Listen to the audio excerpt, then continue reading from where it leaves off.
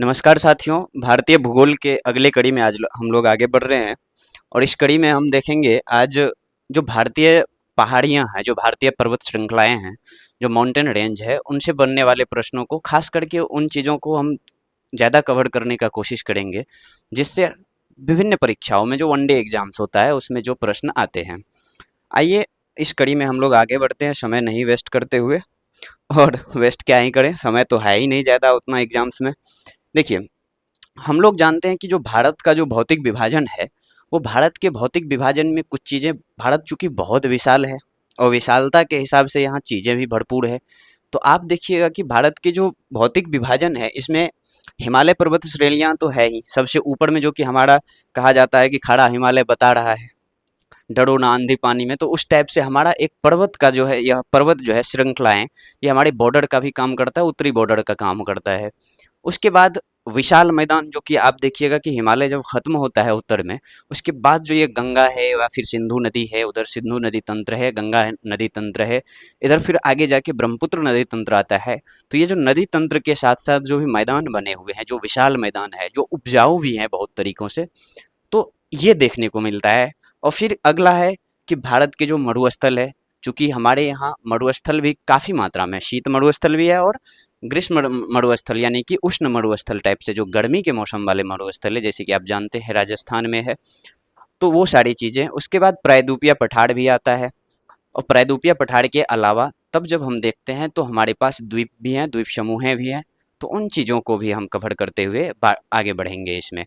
आप जब बात करते हैं फिजिकल ज्योग्राफी का, यानी इंडिया की जो फिजिकल डिवीजन है, जो भौतिक विभाजन है उसमें, तो आप देख पाइएगा कि 43% के आसपास मैदान है।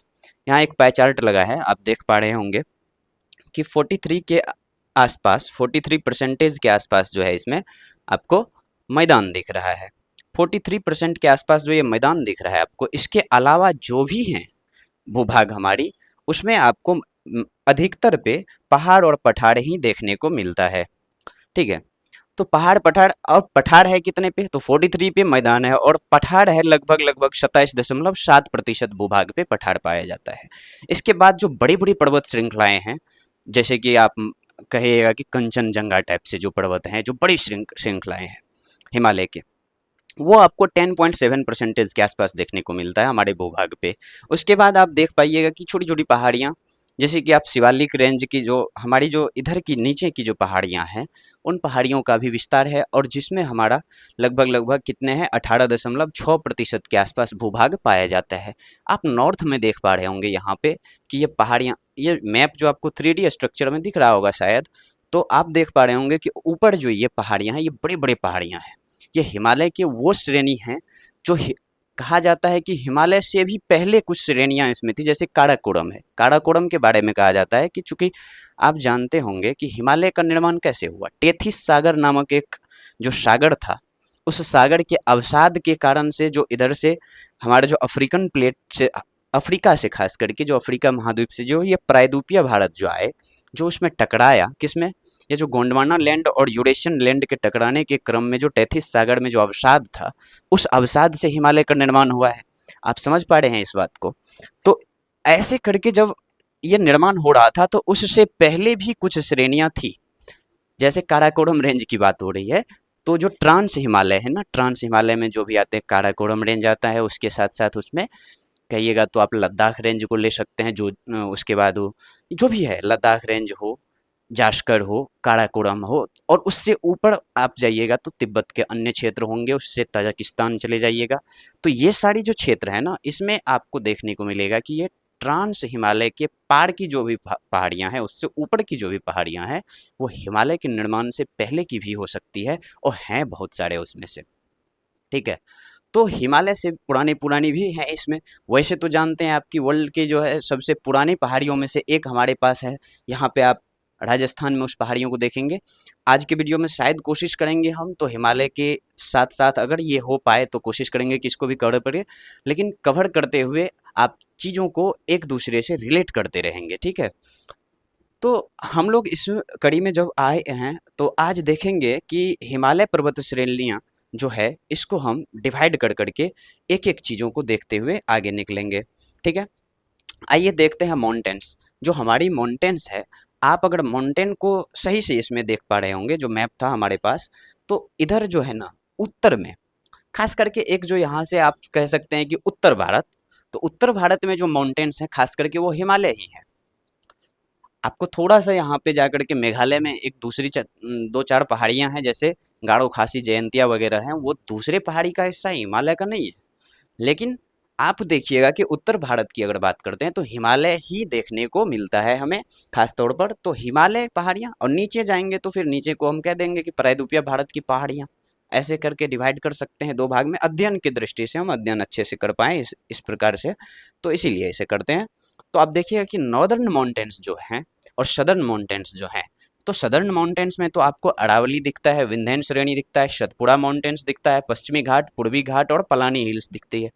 ठीक है, तो ये इन सारों को तो शायद आज कोशिश करें, अगर नहीं हो पाया तो अगले वीडियो में तो जरूर ये होगा।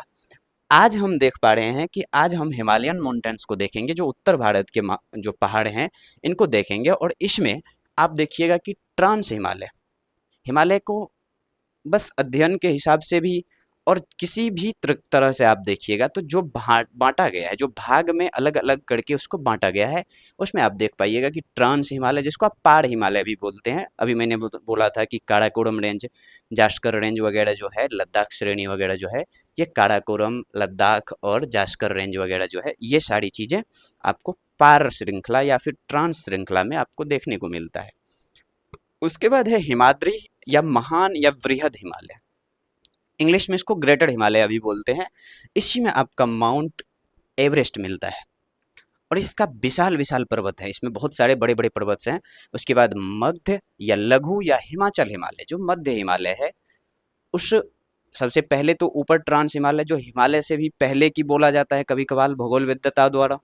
ठीक है, उसके बाद है हिमाद्री या महान हिमालय या बृहद हिमालय, जो मेनली हिमालय है, जिसमें आपको बड़ी बड़ी श्रृंखलाएं देखने को मिलेंगी, बड़े बड़े पर्वत देखने को मिलेंगे, और खास करके जो वर्ल्ड का सबसे बड़ा ऊंचा पर्वत है यानी कि माउंट एवरेस्ट, वो भी आपको इसमें देखने को मिलता है, मध्य हिमालय। उसके बाद है शिवालिक हिमालय।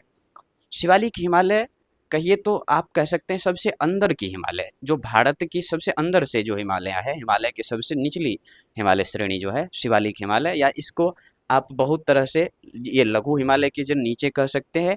और जो शिवालिक हिमालय है, इसके बाद आपको तराई क्षेत्र आ जाता है, जैसे बिहार है, यूपी है, सो इस सब में तराई क्षेत्र आ जाता है। उसके बाद आप देखिएगा कि हम इस उत्तर भारत के जो भी माउंटेन्स हैं, इसमें उत्तरी पूर्वी हिमालय को भी देखेंगे, इसको आप पूर्वांचल हिमालय भी कह सकते हैं। ठीक है, नॉर्थ ईस्ट के भी हिमालय कह सकते हैं। हिमालय की श्रेणी तो वैसे है नहीं इसमें ज़्यादा, लेकिन आप इन पहाड़ियों को भी देखेंगे इस वीडियो में। और चलिए आज हम अभी जो फर्स्ट में शुरू करेंगे वो है ट्रांस हिमालय। और इन चीज़ों को देखिए, एक चीज़ समझिए, सबसे पहली बात कि जो हमारा ये भारत है ना, भारत के सबसे ऊपर में अगर हम बात करें, तो भारत के ऊपर में यहाँ पर जहाँ कश्मीर है, कश्मीर की बात अगर आप कीजिएगा, ठीक है, मैंने ऐसे ही मैप बनाया है, ये कोई स्केल्ड तो है नहीं। इससे ऊपर में अगर आप देखोगे ना, ऊपर में, ठीक है, तो इस ऊपर में अगर आप देखोगे तो यहाँ जहाँ अफगानिस्तान की सीमाएं हैं, पाकिस्तान की सीमाएं हैं, ये अफगानिस्तान है, ये पाकिस्तान है, इधर चाइना है, इस साइड में आपको चाइना दिखता है। चाइना तो आप कह ही सकते हैं क्योंकि वो तिब्बत था, और उसके बाद क्या ही हुआ है आप जानते हैं, तिब्बत गया चाइना में, मिल मिल नहीं गया, मिला लिया गया चाइना के द्वारा। इधर आपको तजाकिस्तान, कजाकिस्तान वगैरह सेंट्रल एशियन जो कंट्रीज, वो दिखता है। तो यहाँ पर क्या होता है कि बहुत सारी पर्वत श्रृंखलाएं आकर के मिलती है एक दूसरे से। शायद अगर मैप हो इसमें लगाए हुए हमारे टेक्नीशियंस से, तो उसमें हम देखेंगे कि यहाँ पर, ये तो आपको वही बात है, इसमें आप देख लो कि ये जो है काराकोरम रेंज है आपका। ठीक, इसके बाद काराकोरम के बाद आपको लद्दाख रेंज, फिर जास्कर जिसको आप बोलते हो, वो रेंज है। और ये जो बड़ा सा दिख रहा है आपको ग्रे में, शायद ग्रे ही दिख रहा होगा वहाँ भी, तो ग्रे में जो ये बड़ा सा दिख रहा है, यही है आपका वृहद हिमालय, जिसको आप ग्रेटर हिमालय कहते हो। तो क्रम याद रखिए कि सबसे ऊपर क्या है, सबसे ऊपर है Karakoram range. Karakoram range trans का हिस्सा है, ट्रांस हिमालयन का हिस्सा है।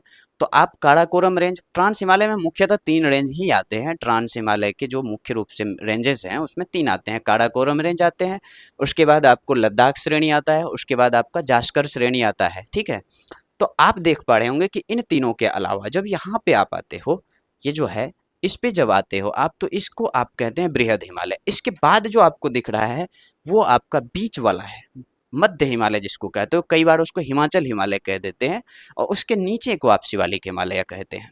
ठीक है। और इसी के ऊपर में यहाँ आपको क्या दिख रहा है, ये नेपाल है, ये नेपाल का क्षेत्र है, ये भूटान का क्षेत्र है। ठीक है, ये आपको भूटान दिख रहा होगा यहाँ पे, ये नेपाल है, और ये है आपका चाइना यानी कि तिब्बत।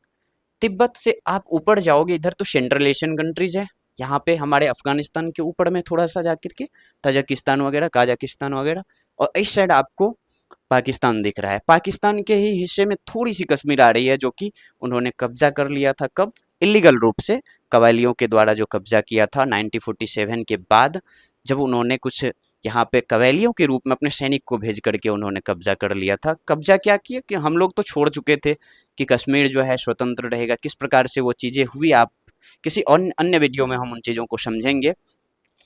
और फिर जो है यहाँ पे इंडियन आर्मी गई तो यहाँ पे एलएसी बना है, एलओसी बना है, लाइन ऑफ कंट्रोल बना है। ठीक है, तो लाइन ऑफ कंट्रोल से इधर के हिस्से में तो अपने हैं, और इधर अक्साई चीन है। ठीक, इधर आप देखोगे तो अक्साई चीन का हिस्सा, ये लद्दाख का जो है ना, ये अक्साई चीन का हिस्सा हो गया। और इस साइड आप देखोगे तो ये पीओके हो गया। बीच में जो कश्मीर है ये मेनली अभी अपने पास है, अपने एडमिनिस्ट्रेशन में है। ठीक, इधर जो पीओके वाले हिस्सा है, उस पीओके वाले यानी कि गिलगित बाल्टिस्तान जो क्षेत्र है, पीओके में जो ऊपर का हिस्सा है ना, इसको गिलगित बाल्टिस्तान कहते हैं। ठीक है, ये गिलगित बाल्टिस्तान का क्षेत्र है। नीचे आप देखिएगा तो मुजफ्फराबाद वगैरह है, जो मेनली पीओके है, जो टेररिस्ट हब सब है, एक दो ठो। ठीक है, इससे ऊपर आप जाओगे तो इससे ऊपर अगर जाते हैं तो वहीं मिलता है हमें पामीर गांठ। पामीर गांठ जिसको रूफ ऑफ द वर्ल्ड बोला जाता है, वहाँ पे सारी श्रेणियाँ, इधर से हिमालय, उधर से काराकोरम, और एक दो ठो जो चीन से आता है, फिर इधर से जो पाकिस्तान का है सुलेमान हिल्स, उसके बाद हिंदुकुश पर्वत, ये सारी श्रेणियों का गांठ है, और इसीलिए उसको कहा जाता है पामीर गांठ। पामीर गांठ को अगर आप मैप के थ्रू देखना चाहेंगे तो आप देख पाओगे कि यहाँ देखो आप। ठीक है, ये आप देख पा रहे होंगे कि ये पामीर घाट है। ठीक है, यहाँ से आप इधर देख रहे हैं तानसेन हिल्स है, जो कि तिब्बत और उधर सेंट्रल एशियन देशों में थोड़ा थोड़ा उसका विस्तार देखने को मिलता है, खास करके तिब्बत वगैरह में। ठीक है, उसके बाद ये कुनलुन हिल्स, और कुनलुन हिल्स के नीचे में अपना देखोगे ये अपना कश्मीर का हिस्सा है, ये देख रहे हो आप, कश्मीर का हिस्सा है। ठीक, तो इस कश्मीर के हिस्से के अंदर आप देख रहे होंगे कि ये ब्लू में काराकोरम और हिमालय, ये रेंज हमने हाईलाइट कर रखा है मैप में, आप इसको समझ पा रहे होंगे। इधर से आप हिंदुकुश पर्वत देखते हैं, पाकिस्तान का भी एक है, पाकिस्तान के क्षेत्र में भी एक है जिसको सुलेमान हिल्स वो लोग बोलते हैं। ठीक है, तो ये सारी श्रेणियां जहां मिलती है उस नोट को, उस गांठ को बोलते हैं पामीर गांठ। ठीक है, पामीर गांठ से इधर आप जाओगे तो अगर उधर आप धीरे धीरे बढ़िएगा आगे की तरफ तो पठार हैं, उधर भी ईरान का पठार है, अनातोलिया का पठार आगे चल के आपको दिखेगा तुर्की में, और इधर आप जाइएगा तो तिब्बत का पठार है। ठीक है, और पामीर भी पठार के क्षेत्र में ही है, और ये चूंकि बहुत ज्यादा ऊंचे पहाड़ियों का संगम है तो उसे रूफ ऑफ द वर्ल्ड बोला जाता है। समझ पा रहे हैं आप इस चीज को? तो पामीर नोट से याद रखिएगा, पामीर नोट खास करके किन किन देशों में, देशों के मतलब क्षेत्र में आता है, तो ये सेंट्रल एशिया और पाकिस्तान, भारत, भारत को ही ले सकते हैं क्योंकि गिलगित गिलगित बाल्टिस्तान तो आ रहा है इसमें, इधर चाइना का जो तिब्बत वाला हिस्सा है वो, तो इन सारी चीज़ों को आप सही से इसको देखते हुए निकलेंगे। अब देखिए काराकोरम रेंज की अगर बात करें, ठीक है, ये काराकोरम रेंज आप देख पा रहे हैं ना, ये जो काराकोरम रेंज है, ये रेंज इस लद्दाख वाले, चूंकि हम जानते हैं कि 2019 में यानी कि 2019 में जब कश्मीर का विलय सही तरीके से संवैधानिक रूप से यानी कि धारा 370 हटाया गया, उसके बाद ये काराकोरम रेंज लद्दाख के क्षेत्र में पड़ने लग गया, क्योंकि इसको हमने डिवाइड किया है, भारत सरकार ने इसको दो भाग में डिवाइड किया, एक तो लद्दाख यूटी बना और एक बना JNK UT, Jammu and Kashmir UT, union territories की बात कर रहा हूँ मैं। ठीक है, तो काराकोरम रेंज जो है यह खास करके लद्दाख के क्षेत्र में आता है, और इसी को आप देखिएगा अगर विस्तार रूप में देखें तो काराकोरम रेंज से क्या आपको प्रश्न बन सकते हैं, किस प्रकार से, वो आप देख सकते हो कि काराकोरम का विस्तार कहाँ से कहाँ तक है। ये तो सिंपल बात है, लद्दाख से लेकर के आगे तिब्बत तक। ठीक, लद्दाख, लद्दाख ही कहेंगे, गिलगित बाल्टिस्तान, लद्दाख के क्षेत्र में जो गिलगित बाल्टिस्तान है जो कि पीओके में पड़ता है, जो कि पीओके के कब पाकिस्तान के कब्जे में है, वहां से लेकर के आपको आगे कहाँ तक मिलता है, आपको आगे मिलता है तिब्बत तक, ये रेंज देखने को। ठीक है, उसके बाद इसकी तो एवरेज जो हाइट आपको बोल सकते हैं, वो एवरेज हाइट लगभग लगभग 6500 मीटर के आसपास देखने को मिलता है। ठीक है, प्रत्येक हजार, एक एक चीज समझिए, चूंकि हम पहाड़ों को पढ़ रहे हैं, यहाँ हमने एक पॉइंट इंक्लूड किया है कि प्रत्येक 1000 मीटर अगर आप ऊपर जाते हैं, अगर आप प्रत्येक 1000 मीटर ऊपर जाते हैं तो आपको 6.5 डिग्री सेल्सियस तापमान में जो है गिरावट देखने को मिलता है। यानी कि 1000 मीटर ऊपर जाने पर आपको 5.5 डिग्री सेल्सियस तापमान में कमी देखने को मिलता है। ये कई बार पूछा जा सकता है प्रश्नों में, तो इसीलिए हमने चूंकि माउंटेन्स को पढ़ रहे थे तो इस पॉइंट को इंक्लूड किया था यहाँ पे। और देखिए, इतनी हाइट है, एवरेज हाइट इसका अगर आप देखिएगा तो जो माउंट एवरेस्ट वाला है ना, बृहद हिमालय, उससे भी लगभग या तो ज्यादा या बराबर के आसपास आपको देखने को मिलेगा। तो इतनी ऊंचाई पर आपको कहीं पर्यटक, हो सकता है क्या, पर्यटक तो नहीं मिलते हैं, वो जो माउंटेन चढ़ने वाले जो होते हैं, पर्वतारोही जो होते हैं, वो तो हो सकता है कि कहीं भी चले जाए, लेकिन पर्यटक स्थल इसमें नहीं देखने को मिलता है। ठीक है, इसका निर्माण ग्रेनाइट रॉक और नीस रॉक से हुआ है, ये आप इस प्रश्न में हो सकता है पूछा जाए। फिर है कि इसमें जो काराकोरम रेंज है, इसका जो सबसे ऊंची चोटी है, काराकोरम रेंज की जो सबसे ऊंची चोटी है वो है K2, जिसको आप गॉडविन ऑस्टिन बोलते हो। ठीक है, गॉडविन ऑस्टिन आप बोलते हो। ये काराकोरम की तो सबसे ऊंची चोटी है ही, और भारत की भी सबसे ऊंची चोटी है, और विश्व की जो दूसरी सबसे ऊंची चोटी है।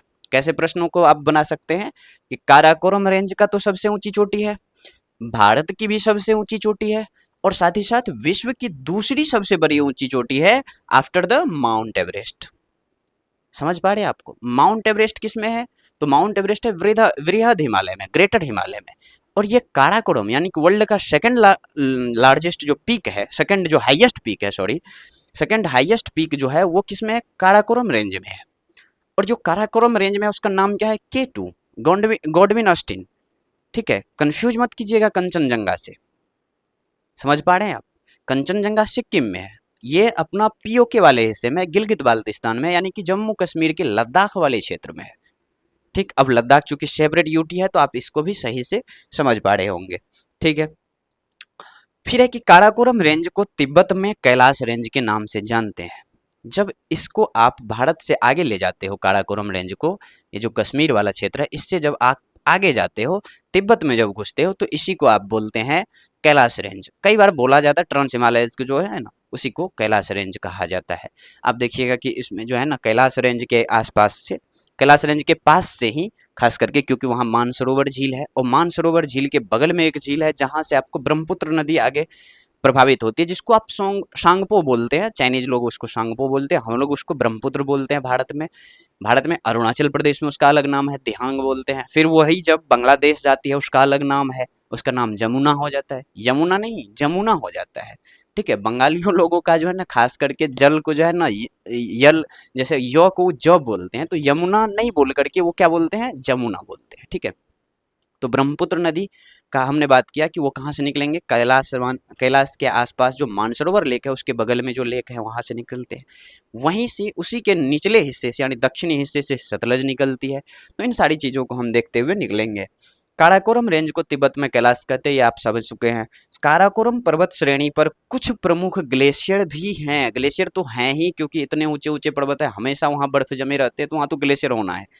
और जो ग्लेशियर है उसमें आप सबसे फेमस ग्लेशियर के रूप में आप जिसको जानते हैं, जो भारत का सबसे बड़ा ग्लेशियर भी है, वो है सियाचिन ग्लेशियर। याद होगा आपको, सियाचिन ग्लेशियर। ठीक है, लगभग 76 किलोमीटर के आसपास की इसकी रेंज है। तो सियाचिन ग्लेशियर, इसके बाद हिस्पड़ है, बियाफो है, इसी टाइप से बोलेट्रो है। जैसे ये है तो ये पीओके वाले क्षेत्र में पड़ता है। ठीक है, कई बार काराकोरम रेंज को पीओके में बोलेट्रो की पहाड़ियां भी बोलते हैं। ठीक है, तो इस प्रकार से आप चीजों को याद रखेंगे। ये तीन चार जो है ना, जो आपको ग्लेशियर दिख रहा है, हिमनद दिख रहा है, इसको हिंदी में हिमनद बोलते हैं, हिमनद। ठीक है, क्या बोलते हैं, हिमनद। ये हिमनद आपको इसमें देखने को मिलता है। आगे चलते हैं और देखते हैं कि काराकोरम रेंज को फिजिकल रूप में आप अगर समझने की कोशिश करेंगे तो आप देख पा रहे होंगे, जो मैंने अभी कहा भी था, कि इसमें आप देख पाओगे काराकोरम रेंज है ये, और इसमें खास करके अगर देखोगे आप तो K2 यहाँ पे देख लो, K2 की हाइट कितनी है तो 8611 मीटर, दुनिया की दूसरी सबसे बड़ी पीक K2, जिसको आप गॉडविन ऑस्टिन बोलते हो, कहाँ है? भारत के जम्मू कश्मीर राज्य की, जो पहले जम्मू कश्मीर थे अब लद्दाख क्षेत्र है, उसके गिलगित बाल्टिस्तान क्षेत्र में, जो कि पाकिस्तान द्वारा इलीगली ऑक्यूपाइड है। ठीक, और इसी के, यही जो आपको K2 दिख रहा है, इसी के नीचे, चूंकि ये काराकोरम रेंज है, इसके नीचे लद्दाख रेंज है, उसके नीचे आपको जास्कर श्रेणी दिखता है। तो इसी K2 के साइड में आपको खास करके इस कोना, इसको का क्या कहेंगे आप, पश्चिम और उत्तर के कोना में, नहीं सॉरी, दक्षिण और पश्चिम के कोना में, ठीक है, दक्षिण और पश्चिम के कोना में एक चोटी और देखने को मिलता है, जिसको आप राकापोशी पर्वत कहते हैं कई बार, ठीक है, राकापोशी पर्वत आप इसको कहते हैं, जिसकी हाइट आपको 7788 मीटर है, याद रखिएगा। राकापोशी पर्वत इसीलिए यहाँ पे याद रखने योग्य है क्योंकि इसकी ढलान जो है ना, ऐसे सीधा सीधा है, सबसे तीव्र ढलान है, ठीक है, और विश्व की ही नहीं बल्कि ऐसे ढलान है कि कई बार इसको वहां पे दीवाल के रूप में जाना जाता है, ठीक है, कई बार आपको, तो गिलगित बाल्टिस्तान में इसका अपना एक रुतबा है इस पर्वत का, राकापोशी, ठीक है, राकापोशी पर्वत आप याद रखेंगे, 7788 इसकी हाइट है। और इस प्रकार काराकोरम रेंज में, काराकोरम रेंज चूंकि यहाँ लद्दाख से लेकर के, ये लद्दाख है, लद्दाख का गिलगित बाल्टिस्तान क्षेत्र है, यहाँ से आप देख करके इधर जाओगे तो तिब्बत, ठीक है, और तिब्बत में ये फैला हुआ है, तिब्बत यानी कि चाइना के द्वारा इलीगली ऑक्यूपाइड जो है। उसके बाद आप देखोगे कि सतलज नदी यहाँ पे, ये जो क्षेत्र है ये कैलाश का क्षेत्र है, तिब्बत में है, कैलाश रेंज यहाँ पे बोला जाता है तिब्बत में, इसी को काराकोरम रेंज को कैलाश रेंज जाना जाता है, बोला जाता है। और यहीं पे आपको कैलाश रेंज के ही आसपास मानसरोवर लेक है, जहाँ के बगल में एक लेक है, वहां से आपको ब्रह्मपुत्र या सांगपो नदी जो है आगे प्रभावित होती हुई देखते हैं। उसके बाद आप देखोगे कि इसी के दक्षिणी हिस्से से, ठीक है, इसके दक्षिणी हिस्से से आपको दिखता है सतलज नदी, राकसताल नाम के एक जो हिमनद है, वहां से आपको ये ओरिजिनेट होती है, यहाँ की, वहां से आपको ये निकलती है। कौन सी नदी? सतलज, याद रखेंगे, राकसताल, नाम भी बड़ा अजीब सा है, राकसताल, तो याद रह ही जाएगा ये, ठीक है। चलिए आगे देखते हैं, काराकोरम के बाद हम इसको लद्दाख श्रेणी में लेके आते हैं अपने। और लद्दाख श्रेणी की अगर बात कीजिएगा तो लद्दाख श्रेणी, चूंकि अभी आप देख चुके हैं कि इसके ऊपर क्या है, काराकोरम रेंज है, तो लद्दाख श्रेणी खास करके दो नदी, नदी कौन सी है तो आप देखोगे कि एक है श्योक नदी, ठीक है, और एक है सिंधु नदी, इनके बीच से प्रभावित होती है। श्योक नदी आपको इधर से दिखता है और सिंधु नदी इधर से दिखता है, इसके बीच में जो है यह अवस्थित है, कौन? लद्दाख श्रेणी, ठीक है, ऐसे आप याद रखेंगे इसको। तो श्योक नदी और सिंधु नदी के बीच में, सिंधु नदी में जो है खास करके इसके बीच में जो है सिंधु नदी घाटी, इस साइड से हो गया आपको सिंधु नदी, और उस साइड से आपको श्योक नदी, उसके बीच में आपको लद्दाख रेंज देखने को मिलता है।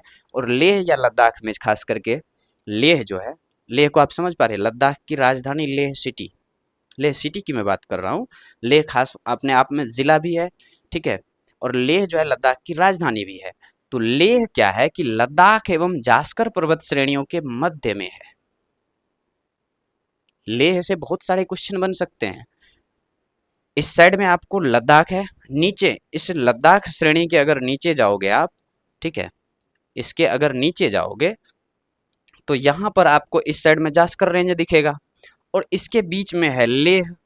अब देखिए बात क्या होता है, और इसके आगे काराकोरम है, इसके नीचे बृहद हिमालय है। तो इस बीच में क्या होता है कि यहाँ पे बारिश सबसे कम हो पाती है। बारिश आप जानते होंगे कि जहां पर जो है खास करके बारिश अगर 25 सेंटीमीटर से कम हो तो वहां मरुस्थल उसे कहा जाता है, रेगिस्तान कहा जाता है। लेह को शीत मरुस्थल के रूप में जाना जाता है और यहाँ पे बारिश सबसे कम के रूप में होती है, निम्न वर्षा का क्षेत्र है यह खास करके, ठीक है। राकापोशी पर्वत की अगर बात करें, राकापोशी पर्वत जो है पाकिस्तान के गिलगित बाल्टिस्तान में, हमने बोला था नगड़ घाटी उस क्षेत्र को कहते हैं, गिलगित बाल्टिस्तान का एक नगड़ घाटी नाम से उसको जानते हैं, उस क्षेत्र में है। और यह पर्वत जो है नगड़ घाटी वैली, जो नगड़ वैली जिसको आप बोल सकते हो, उसके और बगरोट घाटी, ये आप देख पा रहे हैं यहाँ पे, बगरोट घाटी और नागड़ घाटी, इसके बीच में अवस्थित है। कौन सा भाई? तो इसकी बात कर रहा हूँ मैं, राकापोशी का, जो आप अभी पहले के मैप में देख चुके हैं, जिसके बारे में मैंने कहा था कि वो केटू के बगल में है। चीजें याद रहेंगी। और लेह की बात कर रहे थे हम लोग। और लेह के बारे में जो प्रश्न बनते हैं वो यही कि उसे शुष्क मरुस्थल कहा जाता है। शुष्क मरुस्थल नहीं, शीत मरुस्थल कहा जाता है। शुष्क कौन सा है अपने यहाँ? थार है। चीजों को ऐसे याद रख सकते हो आप। और लेह, लेह से प्रश्न बन ही सकते हैं, क्योंकि लेह से जो प्रश्न बनते हैं उनमें दो चार चीजों को याद रखोगे, आराम से लेह का प्रश्न जो है बन सकता है। ठीक है, आगे आइए देखते हैं उसके बारे में और देखेंगे चीजों को आगे हम। जास्कर रेंज, जास्कर रेंज के बारे में अगर आप देखोगे तो जास्कर रेंज में क्या है कि जो अपना कारगिल क्षेत्र है, कारगिल सेक्टर के बारे में आप जानते हैं। कारगिल 1999 का जो वॉर था, 1999 का जो वॉर था, उस चीज़ों से अगर आप रिलेट कर पाते हो तो कारगिल याद होगा। और कारगिल, चूंकि कारगिल क्षेत्र जो है यह जास्कर रेंज में अवस्थित है, खास करके ट्रांस हिमालय का जो जास्कर रेंज है उसमें अवस्थित है। और द्रास सेक्टर ये कारगिल से ही थोड़ा सा आप कहिए तो उत्तर, और उत्तर तो नहीं कह सकते उसको, थोड़ा सा पूरब की तरफ अगर आप बढ़ते हैं तो आपको द्रास सेक्टर देखने को मिलता है। और ये द्रास सेक्टर भारत का सबसे ठंडा बसा हुआ जगह है। सबसे ठंडा जगह नहीं, सबसे ठंडा बसा हुआ जगह, ऐसी जगह जहां लोग बसे हुए और सबसे ठंडा है। ठीक है, तो द्रास सेक्टर ऐसी है जो भारत का सबसे ठंडा बसा हुआ शहर है। और इसे गेटवे ऑफ लद्दाख भी कहा जाता है कई बार। क्या? Gateway of Ladakh. ऐसे चीजों को याद रखोगे आप। द्रास क्या है कि जोजिला, जोजिला पास आप सुने होंगे, जो कि कश्मीर वैली को किससे जोड़ता है भाई? कश्मीर वैली को कारगिल से जोड़ता है।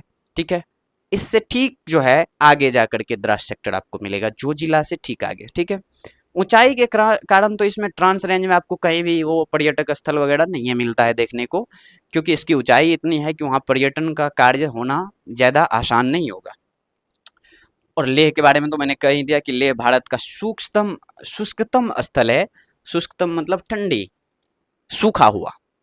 ठीक है, ऐसा जगह है जहाँ कम वर्षा होती है, क्योंकि जास्कर रेंज, मैंने बोला ही, जास्कर रेंज और जो लद्दाख रेंज है उसके बीच में है। और वहाँ पे जो इधर से बंगाल के खाड़ी से आने वाली जो हवाएं होती है, जो नम हवाएं होती है, वो वहाँ पहुँच नहीं पाती, बादल पहुँच नहीं पाते, तो बारिश वहाँ होंगे कहाँ से? और जानते ही आप, मैंने अभी बोला था कि 25 सेंटीमीटर से जहाँ कम बारिश होगी वो क्षेत्र मरुस्थल होगा। और पूरी दुनिया में मरुस्थल 33% है, 33% के आसपास पूरी दुनिया में मरुस्थल है। ठीक है, और हमारे यहाँ मरुस्थल की अगर बात करोगे तो शीत मरुस्थल भी है, और जो गर्मी बालू वाला जो मरुस्थल जिसको रेगिस्तान सच में बोलते हो वो भी है। ठीक है, तो ऐसे करके चीजों को आप याद रखते चलेंगे। अब है महान हिमालय। महान हिमालय की बात करें, जिसको आप ग्रेट हिमालय, बृहद हिमालय, हिमाद्री हिमालय कई बार बोलते हैं, तो इसकी अगर बात करते हैं तो इसमें भी कोई हिल स्टेशन नहीं देखने को मिलता है, क्योंकि ये भी तो ऊंचाई है, इसमें भी तो ऊंचाई है। और माउंट एवरेस्ट इसका पीक है जो सबसे ऊंचा है, दुनिया का सबसे ऊंचा पीक माउंट एवरेस्ट है। माउंट एवरेस्ट को अलग अलग नामों से जाना जाता है, जैसे पीक 15। ठीक है, चीन में इस नाम से आपको जाना जाता है, नेपाल में सागर माथा के नाम से जाना जाता है। ये जो चोमुलुंगमा है, ये चोमुलुंगमा जो तिब्बतियन वर्ड है ना, इसमें आता है, तो खास करके तिब्बत में कहा जाता है। इसके इसके इस शब्द का जो मतलब होता है, जो शाब्दिक अर्थ है इसका, उसका है कि पर्वतों की देवी। क्या? पर्वतों की देवी, पर्वतों की माता या देवी। ठीक है, सागर माता कहते हैं इसको। ठीक, भारत में किस नाम से जानते हैं आप लोग इस चीज को, एवरेस्ट को? आप बताएंगे हमें कमेंट बॉक्स में। और यह जो ग्रेट हिमालयन रेंज है, जो ग्रेट हिमालयन रेंज की बात कर रहे हैं, जिसमें कि आप एवरेस्ट को पाते हैं, इस रेंज का सबसे अगर विस्तार की आप बात करेंगे तो ये रेंज आपको दिखता है नंगा पर्वत, जो ये आपको दिख रहा है ना नंगा पर्वत, नंगा पर्वत आपको उत्तर में मिलेगा। कहाँ? पीओके वाले क्षेत्र में, हमारे लद्दाख के पीओके वाले क्षेत्र में नंगा पर्वत, वहां से लेकर के नामचा बड़वा पर्वत तक। अगर बात करूं मैं, इसको ऊपर ले जाऊं, ठीक है, अगर मैं बात करूं तो इसको आप देख पा रहे होंगे कि यहां से लेकर के नंगा पर्वत से लेकर के नामचा बड़वा पर्वत, जो कि अरुणाचल प्रदेश में है, यहां तक इसका जो है विस्तार देखने को मिलता है। नंगा पर्वत का क्या बात है कि नंगा पर्वत पूरी तरह से भारत में ग्रेटर हिमालय का सबसे ऊंची पीक है।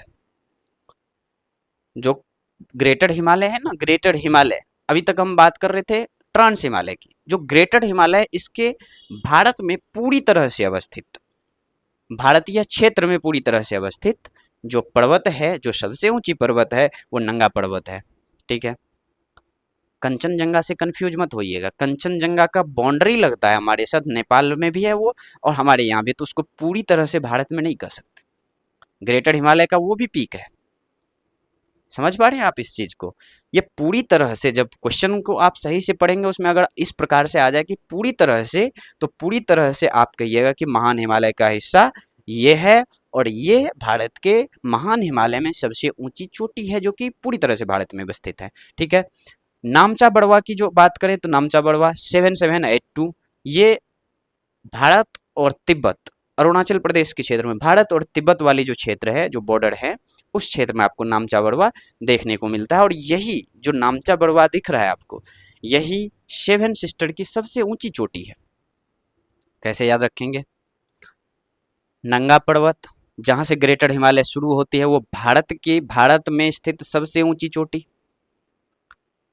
नामचा बड़वा जो कि अरुणाचल प्रदेश में है, सेवन सिस्टर की सबसे ऊंची चोटी। ठीक है, तो ऐसे चीजों को आप याद रखेंगे। आगे बढ़ते हैं। आगे में आप इसको फिजिकल रूप में अगर देख पा रहे होंगे तो ये आपको माउंट एवरेस्ट दिख रहा है 8848। कई बार आपको 8850 भी देखने को मिलता है इसकी हाइट, तो 8850 भी सही है।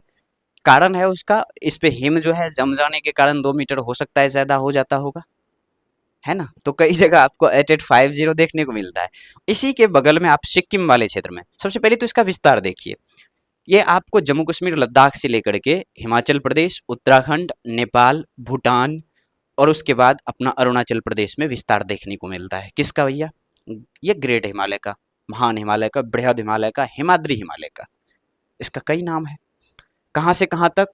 तो लद्दाख से लेकर के अरुणाचल प्रदेश तक। लद्दाख से आप बात कीजिएगा तो लद्दाख के बाद हम हिमाचल प्रदेश HP लिखा हुआ है यहाँ पे, उत्तराखंड UK लिखा हुआ है यहाँ पे, नेपाल, भूटान, चीन, ये सारी चीजें। ठीक है, तो ये जो आपको दिख रहा है, और यहाँ पे सिक्किम शायद छूटा हुआ है, ठीक है ना, तो यहाँ सिक्किम होगा। और ये जो कंचनजंगा क्षेत्र है, ये कंचनजंगा दिख रहा है आपको, ये कंचनजंगा है। 8598 मीटर की इसकी हाइट है और 859 मीटर की जो 98 मीटर की 8598 मीटर की जो कंचनजंगा है, यह सिक्किम में है और भारत की सबसे ऊंची चोटी में इसका भी नाम आता है। लेकिन पूरी तरह से भारत के भूमि में ये नहीं है, तो क्वेश्चन यहाँ गड़बड़ हो जाता है थोड़ा सा। नामचा बड़वा की आप बात करेंगे, नामचा बड़वा कितना था? 7782। और यहाँ आप बात करेंगे नंगा पर्वत 8126 8126 मीटर, 8126 मीटर नंगा पर्वत। इसके बाद आप देखिएगा यहाँ पे ये जो आपको दिख रहा है, ये कौन सा है? नंदा देवी याद है आपको? नंदा देवी जो कि उत्तराखंड में है, यहाँ पे नंदा देवी नेशनल पार्क भी है। ठीक है, यहाँ आप 8848 एवरेस्ट तो ये है ही, ठीक है, एवरेस्ट। इसके बाद यहाँ पे आप देखिएगा ये कंचनजंगा, कंचनजंगा सिक्किम और नेपाल के बॉर्डर पे है। ठीक है, ये आप देखिएगा नामचा बड़वा, नामचा बड़वा, नामचा बड़वा का विस्तार नीचे आपको अरुणाचल प्रदेश और ऊपर जो है तिब्बत में देखने को मिलता है। इसकी एवरेज हाइट की अगर बात करें तो 6000 के आसपास है। मैंने बोला था काराकोरम का कितना है, 6500 के आसपास, इसका 6000 के आसपास एवरेज हाइट देखने को मिलता है। और ये लगभग 2400 से 2500 किलोमीटर के विस्तार में फैला हुआ है। कहाँ से कहाँ तक में? तो आपको जो यहाँ दिख रहा है आपका जो लद्दाख का क्षेत्र है, वहां से लेकर के अरुणाचल प्रदेश तक में। ठीक है, चलते हैं आगे और आगे की ओर बढ़ते हुए हम देखते हैं कि महान हिमालय में जो कुछ दर्रा है, दर्रा यानी कि पास, ये जो हिमालय आपको दिख रहा था ना, इसमें कहीं कहीं पासेस भी है। ठीक है, पासेस समझते हैं, दो पहाड़ियों के बीच से जो रास्ता होता है जाने के लिए, खास करके नदियों द्वारा वो क्रिएट किए जाते हैं। वैसे नेचुरल पास से होता है वो, और कुछ पासेस ऐसे भी होते हैं। तो वही पास को आप देखेंगे वहाँ पे कि जैसे भारत से चीन जाने के लिए कोई पास है, भारत से मान लीजिए कि तिब्बत जाने के लिए जो पास हैं, खास करके पासों को अगर आप देखिए तो पासों का एक लंबा इतिहास होता है। यही पासेस हैं जिससे इन्वेडर्स हमारे इंडिया में आए थे। यही पास है, ये पास मतलब अभी हम देखेंगे उन पासों को जिनके वजह से जो है भारत में 1962 के युद्ध में चीन के जो सैनिक है वो घुसपैठ किए थे। तो पास का अपना भी महत्व है, व्यापारिक रूप से वो महत्वपूर्ण है। व्यापारिक रूप से आप देखिएगा तो कनिष्क के समय से वो पास चलता आ रहा है, जिसको आप नाथुला कहते हैं ना। कनिष्क और चाइनीज किंग के बीच में व्यापार होता था उस सिल्क रूट से, क्योंकि सिल्क रूट उससे होकर के गुजरता है, नाथुला पास से। तो उस नाथुला पास का अपना एक ऐतिहासिक महत्व भी है, लेकिन हमारे लिए वह कभी कभी एक बर्डन भी साबित हुआ है। जो चाइना से हमारा वॉर हुआ था 1962 में, तो उसमें उधर से घुसपैठ किया गया था उनके थ्रू। ठीक है, आगे देखते हैं हम कि इस पास को अगर आप देखिएगा थोड़ा सा ट्रिकी तरीके से याद रखने की कोशिश करेंगे। जैसे जम्मू कश्मीर में जो ग्रेटर हिमालय का पास है, बूजो, बुर्जिल और जोजिला, समझ पा रहे हैं आप? बुर्जिल और जोजिला, ला का मतलब ही होता है पास, समझ पा रहे हैं? इस ला शब्द जो है, जो तिब्बतियन वर्ड है, इसका मतलब ही होता है पास, यानी कि दर्रा। ठीक है, इसके बाद एचपी में, हिमाचल प्रदेश में आप देखिएगा सीबा, शिपकिला और बड़ा लाचला, समझ पा रहे हैं चीजों को? हिमाचल प्रदेश में सीबा, जम्मू कश्मीर में बूजो, उत्तराखंड में आप देखिएगा तो माथा नीली, माथा नीली।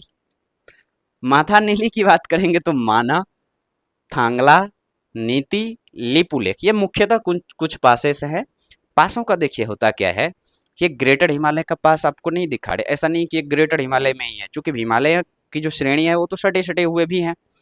तो कुछ पासेस आपको दिखेगा कि शिवालिक में भी देखने को मिलता है, ग्रेटर में भी देखने को मिलता है, लेकिन मेनली आप पढ़ो कि ये है कहाँ अवस्थित, यानी कि इनका स्थान कहाँ, यूके, उत्तराखंड। तो उत्तराखंड में कौन है? तो माथा नीली।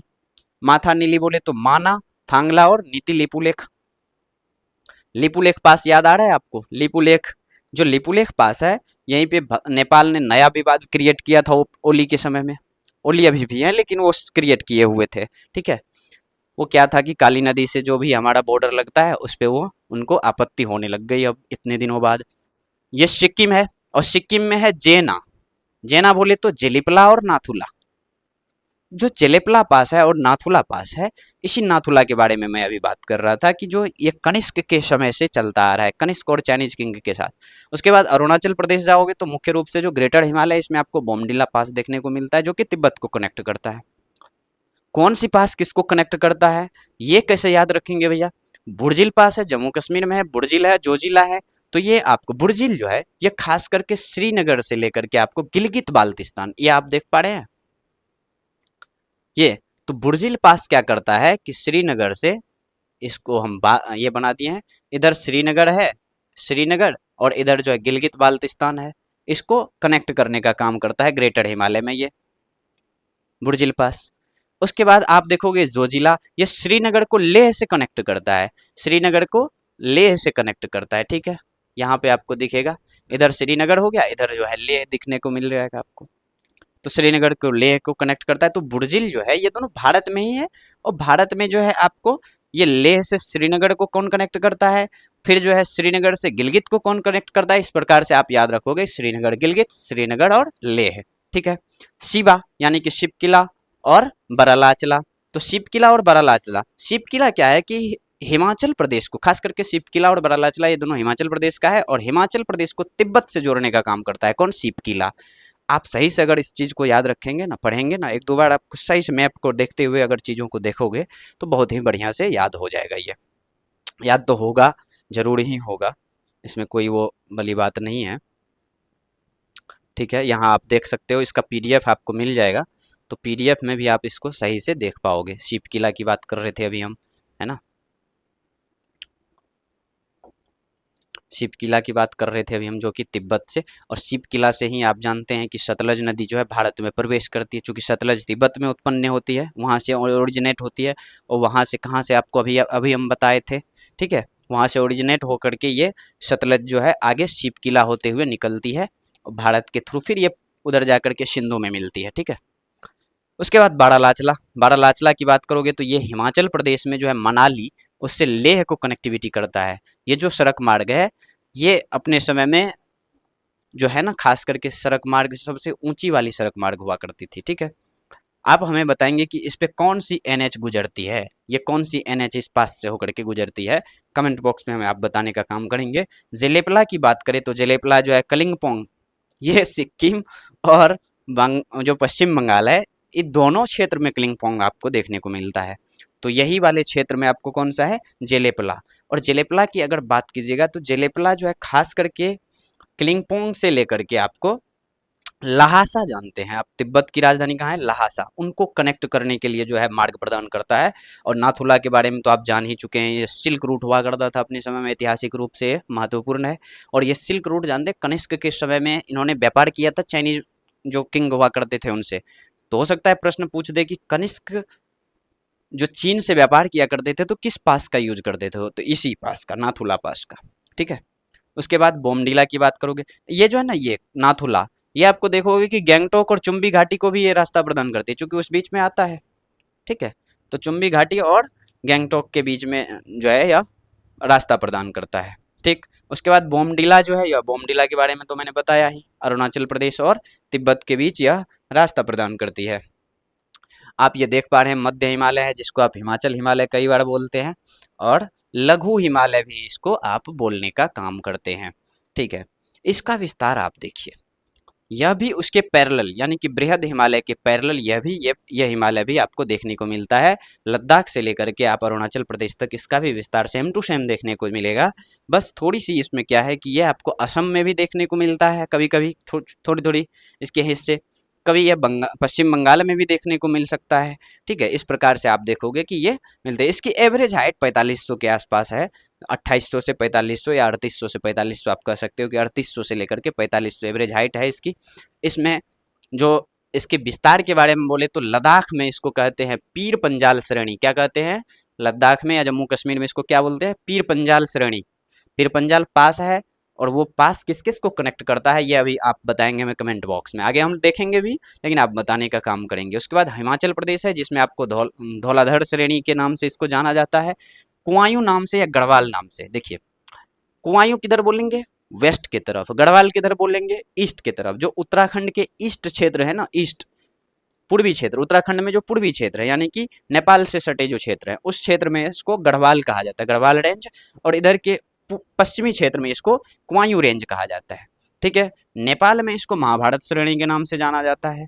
ठीक है, इसी प्रकार से सिक्किम में तो ऐसे भी नॉर्मली सब कुछ के नाम से, सिक्किम चूंकि नेपाली लैंग्वेज वहाँ पे ज़्यादा चलता है, तो वहाँ भी महाभारत, या फिर इसको यही आराम से मध्य हिमालय बोल करके निकल लेते हैं। मिसमी डाफला इसको जो है अरुणाचल प्रदेश में बोलने का काम किया जाता है, भूटान के थ्रू यह पास होती है। देखिए, ये जो मध्य हिमालय है, इसमें कुछ कुछ चीज़ें आपको देखने को मिलेगी। कुछ कुछ चीज़ें क्या देखने को मिलेगी कि आप देख पाओगे कि इसमें बहुत सारे घाटियां आने शुरू हो जाती हैं। जो बृहद हिमालय खत्म हुआ, हाइट कम हुई, हाइट कम होगी तो पर्यटन जाएंगे, पर्यटक स्थल बनेगा।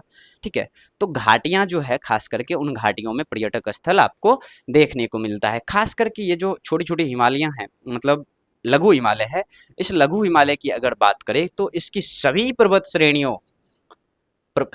श्रेणियां जो है वह घने, यहाँ क्या होगा भैया, गाने लिखे हो, यहाँ तो घने होगा, घने सदाबहार वनों से ढका रहता है।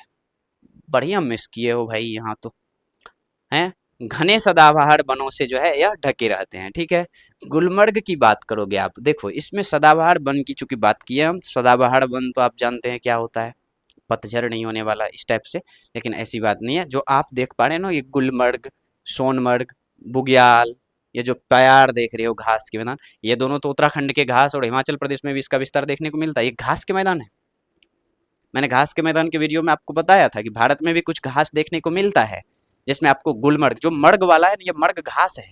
ठीक है, ये आपको देखने को मिलता है कश्मीर क्षेत्र में। ठीक, और ये सारे जो है घाट हिल स्टेशन भी हैं। गुलमर्ग, ये पहलगाम जो हुआ था आतंकी हमला, जो इन्होंने कायरतापूर्वक जो है हमारे जो भी टूरिस्ट थे उनको अटैक किया था, तो वो भी क्षेत्र जो है ना, वो हिल स्टेशन है, तो वो पर्यटक स्थल है, हाइट कम है, वो भी इसी हिमालय क्षेत्र में आता है। ऐसे ही हम चीज़ों को देखते हुए आगे आगे बढ़ेंगे। तो ये इसमें कई प्रकार के जो है घाटियां देखने को मिलती है, जैसे कि आप जानते हैं कश्मीर घाटी, हिमाचल प्रदेश की बात करोगे तो आप कांगड़ा, कुल्लू, लाहौल स्फीति, ये सब आपको देखने को मिलता है। और काठमांडू घाटी, जो काठमांडू है, जो काठमांडू क्षेत्र है नेपाल की राजधानी, वो क्षेत्र भी आपको इसी हिमालय रेंज में देखने को मिलता है। किसमें भैया? तो जिसको आप मध्य हिमालय बोलते हो या फिर लघु हिमालय बोलते हो, इसी में, मिडिल रेंज में। ठीक है। अब देखो कि इसके जो कुछ चीजें हैं, कुछ चीजें का बोले तो खास करके ये क्षेत्र जिसको आप हिल स्टेशन के नाम से जानते हो, ये देख रहे हो, ये कश्मीर के हिल स्टेशन है। कौन कौन से? श्रीनगर, गुलमर्ग, पहलगाम, सोनमर्ग, ये सारे। इसके बाद हिमाचल के हिल स्टेशन को आप देख पा रहे हैं, शिमला, कुल्लू, मनाली, डलहौजी, धर्मशाला। धर्मशाला में क्या है? याद रखोगे कि धर्मशाला हमारे पूज्य, जो भी बौद्ध धर्म के जो पूज्य हमारे दलाई लामा जी हैं, 14वें दलाई लामा उनको, शायद 14वें, हाँ 14वें दलाई लामा उनको कहा जाता है, वो जो हैं यहीं पे निवास करते हैं। उनकी जब वहाँ से प्रवासन हुई, कहाँ से? तिब्बत से। जब तिब्बत पे अटैक जब उन्होंने किया ना, तो वहाँ से उन्होंने प्रवासन करना समझा सही, और ये आकर के धर्मशाला में बसे हुए हैं। धर्मशाला में दुनिया की सबसे ऊंची क्रिकेट ग्राउंड है। आप देखे होंगे कभी कभार यहाँ पे मैच होता है, वर्ल्ड कप जब हो रहा था तो न्यूजीलैंड से यहाँ पे शायद मैच हुआ था भारत का, और आप देखोगे कि यहाँ पर जो मैच के लिए जो ग्राउंड है, एकदम ही बहुत ही शानदार सा ग्राउंड है। ठीक है, वैश्विक स्तर का ग्राउंड है, और दुनिया के सबसे ऊंचे ग्राउंड में से एक है, सबसे ऊंचे ग्राउंड है। ठीक है। उसके बाद पालमपुर, पालमपुर एयरबेस है अपना, एयरफोर्स स्टेशन भी है वहाँ पे। तो हिमाचल प्रदेश में ये हो गया। उत्तराखंड में देखोगे मसूरी, नैनीताल, रानीखेत वगैरह। ठीक है। अल्मोड़ा है, कौसानी है। तो ये सारे क्षेत्र जो है हिल स्टेशन है, जो कि हो सकता है कि प्रश्न में आए, तो आप एक बार के लिए नज़र डाल दोगे तो वैसे भी ये सब चीज़ें याद रह ही जाएगी, क्योंकि कभी ना कभी घूमना है आपको दार्जिलिंग। ठीक है।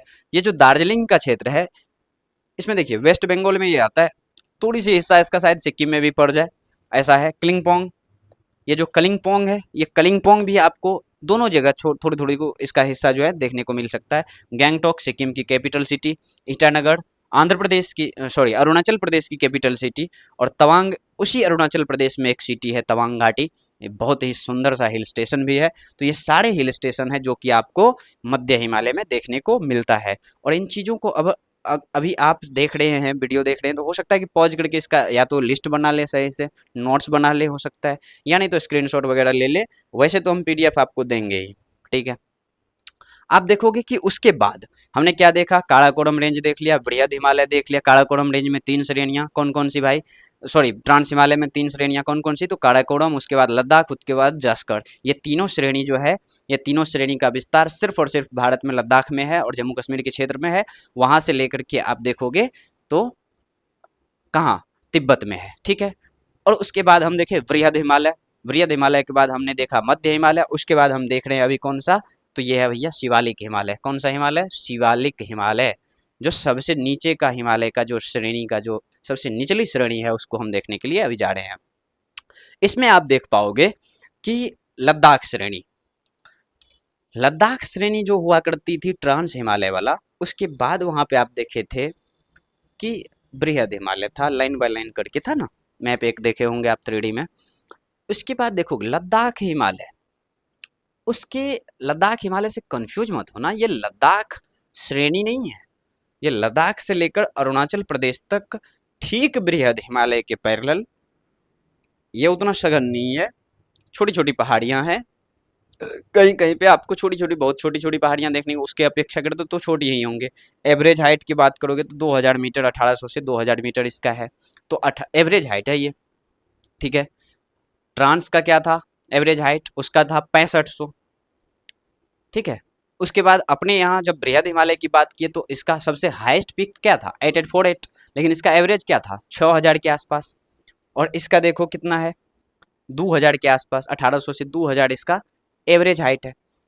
तो इसकी बात अगर करोगे आप, तो ये जो फैला हुआ है सेम टू सेम वैसे फैले हुए हैं ये भी। ठीक है।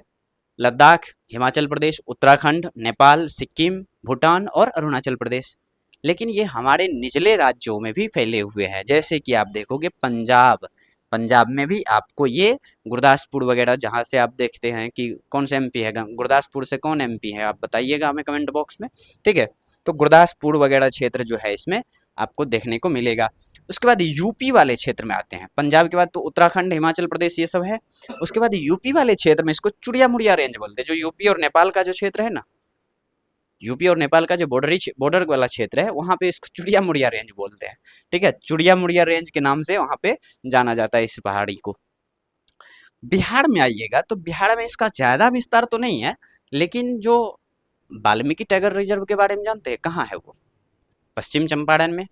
तो पश्चिमी चंपारण, चंपारण वाले जो क्षेत्र है, पूर्वी चंपारण और पश्चिमी चंपारण, उसमें से आपको सोमेश्वर रेंज नाम से यही पहाड़ियों की कुछ हिस्से आपको देखने को मिलता है।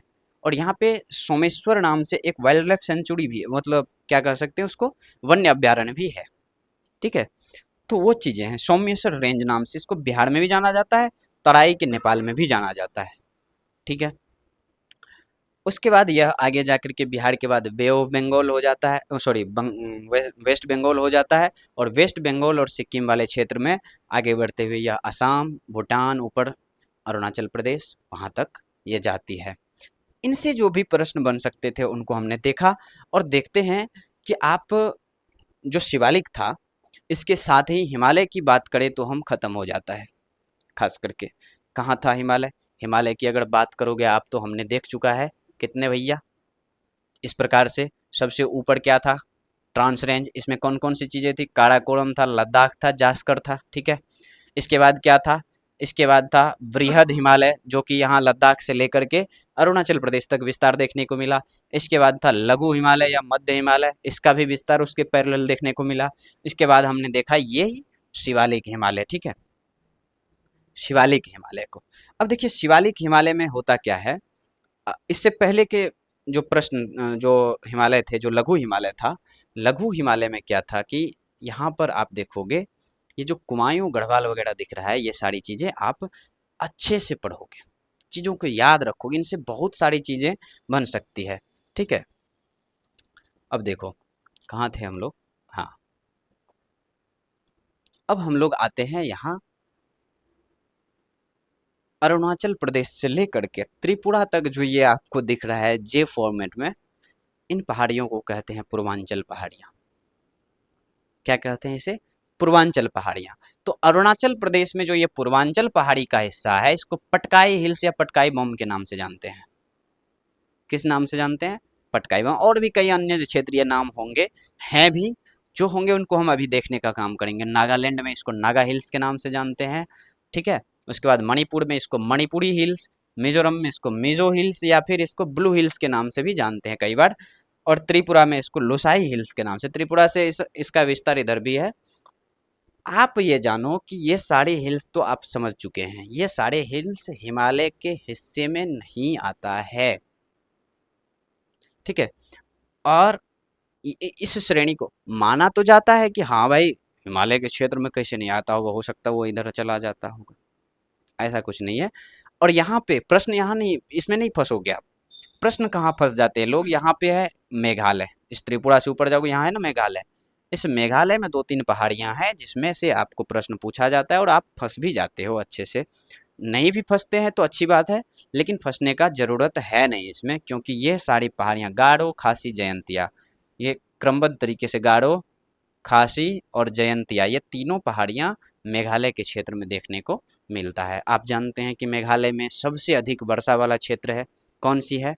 मासिनराम और चेरापूंजी, ये क्षेत्र है। सबसे कम वर्षा वाला कहाँ क्षेत्र है? हमने अभी देखा था लेह है, सबसे शुष्क क्षेत्र है भारत का।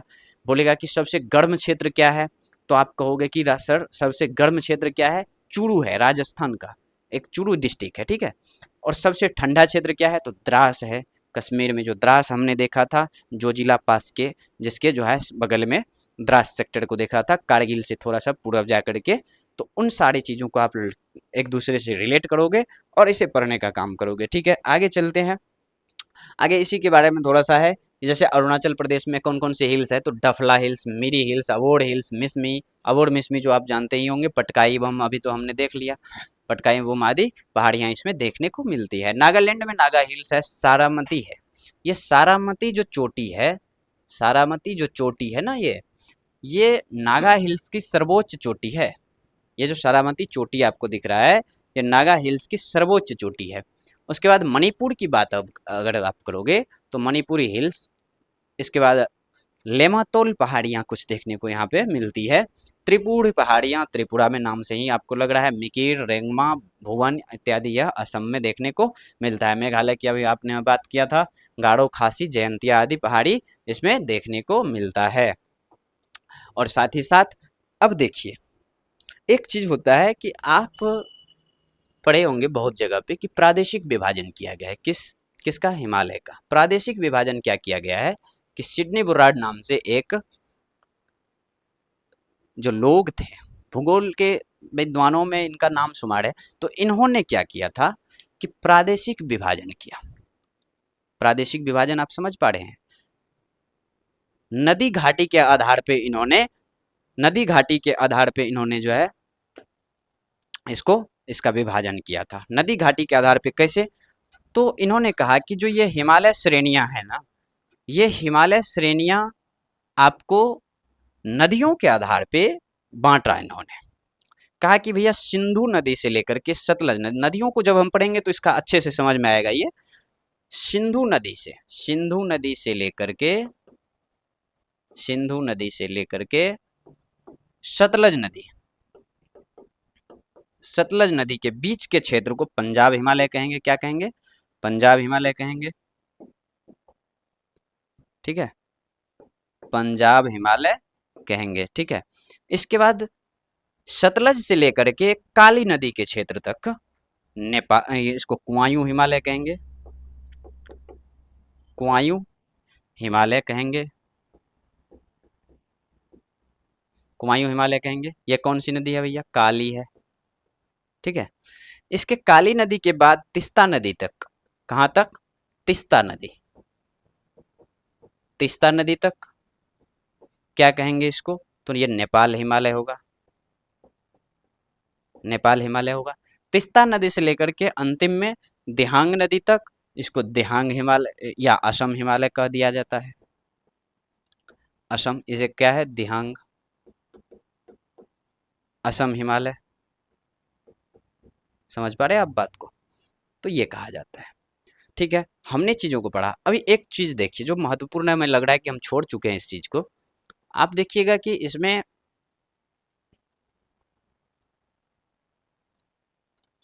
हाँ, ये मिडिल हिमालय में यहाँ पे क्या है कि देखो, उत्तराखंड में आप कुमायूं और गढ़वाल ये सब चीजें करते हो, और जब ये कुमायूं गढ़वाल वगैरह करके आप आगे बढ़ते हैं ना, तो इसी क्षेत्र में उत्तराखंड में ही आप देखोगे दो चीजें देखने को मिलती है। एक तो दून जैसे देहरादून, एक द्वार जैसे हरिद्वार, है ना। तो दून और द्वार जो ये देखने को मिलता है आपको, ये उत्तराखंड के दो क्षेत्र में आपको देखने को मिलेंगे। एक इधर की तरफ, ठीक है, ठीक, एक इधर की तरफ वेस्ट की तरफ आपको दून देखने को मिलेगा। ये होता क्या है दरअसल, जो यहाँ इससे ऊपर जो हिमालय है, ठीक है, जो ये श्रेणी के ऊपर, यहाँ दूसरे पेज में हम देखते हैं, ये जो आपको उत्तराखंड है, उत्तराखंड में जो हिमालय हैं, तो हिमालय श्रेणियों में जो नदियां आती है मिट्टी लेकर के जो आती है, तो वो जो मिट्टियां घाटी में छोड़ती है, ठीक है, तो उस क्षेत्र में जहाँ पे छोड़ता है, जैसे कि देहरादून है वगैरह, जो भी दून, आपको दून शब्द उत्तराखंड में ही देखने को मिलेगा। तो इस क्षेत्र में इसको कहते हैं दून। कहाँ पे? तो वेस्ट वाले क्षेत्र में। ईस्ट वाले क्षेत्र में इसको बोलते हैं क्या? उत्तराखंड के ईस्ट वाले क्षेत्र में इसको बोलते हैं द्वार या दुआर। दुआर, ठीक, समझ पा रहे? जैसे हरिद्वार है, ऐसे इसी टाइप से। तो या कोटली दून, पाटली दून वगैरह जो है, ये सारी चीजें आप इन पूरे के पूरे वीडियो को आप सही से देखोगे, और हमें लगता है कि इससे जो भी क्वेश्चंस हो सकते थे, मैंने कोशिश किया सबको करने का। अगर कुछ आपको लगता है कि छूट गया है किसी चीज़ को कवर करना, तो आप उसे हमें कमेंट बॉक्स में बताएंगे, और मैं कोशिश करूंगा कि अगले वीडियो में वो भी चीज़ें हो जाए। हिमनद वाली क्वेश्चंस है, जो भी घाट वाली क्वेश्चंस है, या फिर अन्य जो क्वेश्चंस है, जैसे कि आप देखोगे कि जो दर्रा वगैरह है, वो सारी दर्राएं नहीं हुई है, इसमें बहुत सारे दर्रा वगैरह छूटा है। तो उन दर्रा वगैरह सारी चीज़ों को लेते हुए भी वीडियोज बनाएंगे हम। अगली जो होगा इसमें सबसे जो बाद की बात कर रहा हूँ मैं, जो अगली जो वीडियो आने वाली है, वो आएगी आपको जो साउथ इंडिया है, जो सदर्न पार्ट ऑफ इंडिया है, हमारे भारत की जो दक्षिणी हिस्से, जो प्रायद्वीपीय हिस्सा है उसमें जो भी पहाड़ियाँ हैं, जैसे सतपुड़ा है, नीचे वेस्टर्न घाट है, ईस्टर्न घाट है, पलानी हिल्स है, ये सारी चीज़ें जो है, विंध्यन पर्वत है, नर्मदा नदी वगैरह घाटी जो है, अमरकंटक की पहाड़ियाँ वगैरह, इन सारी चीज़ों को कवर करते हुए एक और स्पेसिफिक वीडियो आएगा। आप इस पे हमारे साथ बने रहें। ठीक, तो अब इसी के साथ हम इस वीडियो को यहीं एंड करते हैं। धन्यवाद, आप लगे रहिए हमारे साथ, बने रहिए।